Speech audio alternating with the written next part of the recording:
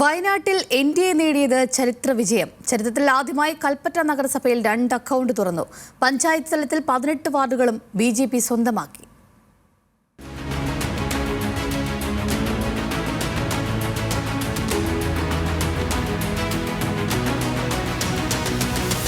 വയനാട്ടിൽ വലിയ സ്വാധീനമില്ലാത്ത ബിജെപിക്ക് ഇത്തവണ ചരിത്ര വിജയമാണ് കൽപ്പറ്റ നഗരസഭയിലുണ്ടായത്.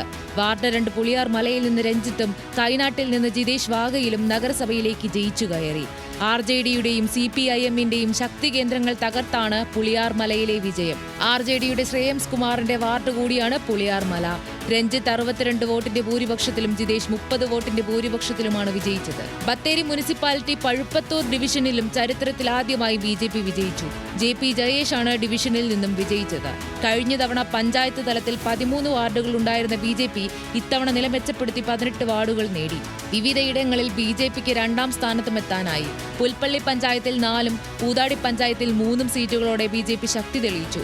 പുൽപ്പള്ളി പഞ്ചായത്തിൽ LDFനും UDFനും വ്യക്തമായ ഭൂരിപക്ഷമില്ലാത്തതിനാൽ പഞ്ചായത്തിൽ ബിജെപി മെമ്പർമാർ നിർണായക ശക്തിയാകും. മന്ത്രി OR കേളുവിന്റെ പഞ്ചായത്തായ തിരുനെല്ലി പഞ്ചായത്തിൽ 1ാം വാർഡിൽ വിജയിച്ച ബിജെപി ഇടതുകോട്ടയിൽ ശക്തമായ മത്സരമാണ് കാഴ്ചവെച്ചത്. ന്യൂസ് മലയാളം, വയനാട്.